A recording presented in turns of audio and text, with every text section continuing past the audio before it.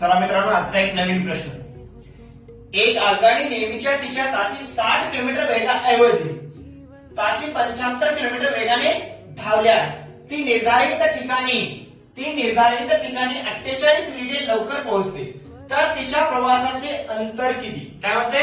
तर तिच्या प्रवासाचे अंतर किती? बघा, घ्या काय होती 60 किलोमीटर. ओके, 60 गुणिले इथं काय 75.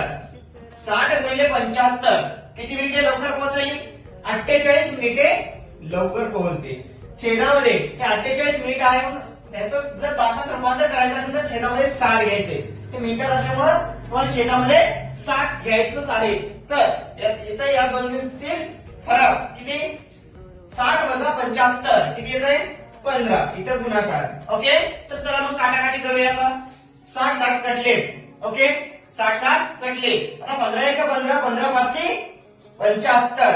आता 5 गुणिले 48 यांचा गुणाकार करायचा आहे. बघा, 5 गुणिले 48 75, 40 ला 0, 4 किती?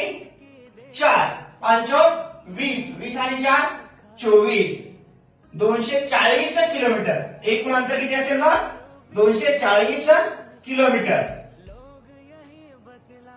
आता याच्या नंतरचा प्रश्न सेम असाच आहे, तुम्ही सोडवायचा आहे ते. तर याचं उत्तर मला सर्वांनी कमेंट बॉक्स मध्ये टाईप करायचंय. मग व्हिडिओ आवडल्यास सर्वांनी लाईक करा आणि शेअर करा.